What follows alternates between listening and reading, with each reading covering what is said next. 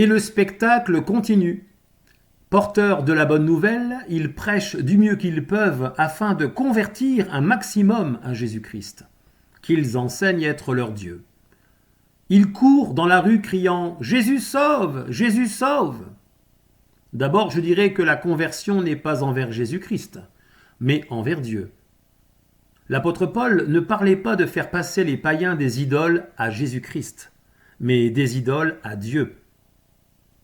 Actes chapitre 17, versets 16 à 34, 1 Thessaloniciens chapitre 1, versets 9 à 10, 2 Corinthiens chapitre 6, versets 16 à 18.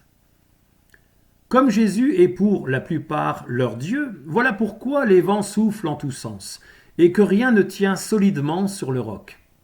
Les membres s'envolent et le public est surpris. Les porteurs amènent les gens à Jésus-Christ. En effet, il est la solution donnée de Dieu pour le monde. Mais le problème est qu'en déifiant le Fils, ces gens n'ouvrent pas les yeux vers celui qui l'a envoyé, Dieu, et donc n'apportent pas l'adoration, la reconnaissance qui lui est due. En proclamant un Jésus-Dieu, ils ont proclamé un autre Dieu inconnu des Écritures. Ils ont adhéré volontairement à ce qu'exigeait la fausse Église. La Trinité, doctrine contraire aux Écritures. Nous connaîtrons la fin de celles et ceux qui auront adhéré à cette fausse doctrine. L'un et l'autre, le Père et le Fils, sont un dans les Écritures, et non Dieu. Évangile selon Jean chapitre 10, verset 30. Pour pouvoir opérer, agir avec la puissance efficace de l'Esprit, il faudra respecter l'un et l'autre. La repentance est envers Dieu et la foi en notre Seigneur Jésus-Christ. Actes chapitre 20, verset 21.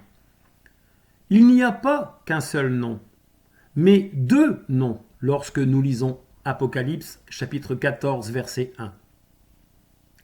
La confusion entrave l'action du Dieu souverain sur notre pays. Nous la voyons. Il donne la gloire et l'adoration à un Jésus seul, abandonnant Dieu. Quelle folie! L'odeur de mort que dégage toujours la fausse Église imprègne les esprits. Et le spectacle continue. Elle veut recouvrer la domination et emploie l'image d'un Christ souffrant. Elle dégage une odeur de mort, totalement en opposition à la vie.